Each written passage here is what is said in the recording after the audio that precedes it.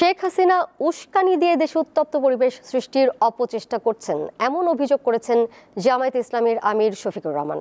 বলেন, দেশের বর্তমান পরিস্থিতির সম্পূর্ণ দায় শেখ হাসিনাকে নিতে হবে। আজ নারায়ণগঞ্জে এক জনসভায় তিনি এসব কথা বলেন। জামায়াত ক্ষমতায় গেলে ঘরের বাইরে নারীদের সর্বোচ্চ নিরাপত্তা ও মর্যাদা নিশ্চিত হবে বলে জানান দলটির আমির।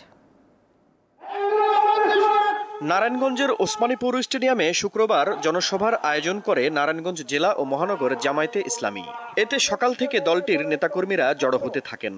সময় যত গড়ায় ততই বড় হয় জমায়েত। সমাবেশে প্রধান অতিথি হিসেবে বক্তব্য রাখেন দলটির কেন্দ্রীয় আমির। তিনি অভিযোগ করেন, শেখ হাসিনা বিদেশে বসে বাংলাদেশকে অস্থিতিশীল করার অপচেষ্টা করছেন। তারা পালিয়ে গিয়েও দেশকে অস্থির করার জন্য মাঝে মধ্যেই উস্কানিমূলক কর্মকাণ্ড করে থাকেন। সেই রকমই একটা উস্কানি দুই একদিন আগে তারা দিয়েছিলেন। এইটাকেই বাংলাদেশের মুক্তিপাগল মানুষ সহ্য করবে?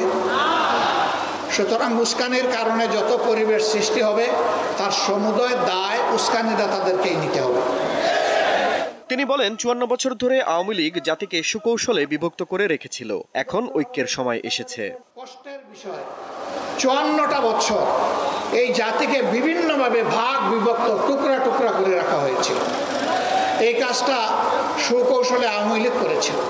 তারা সমস্ত প্রতিষ্ঠানকে ধ্বংস করেছিলেন।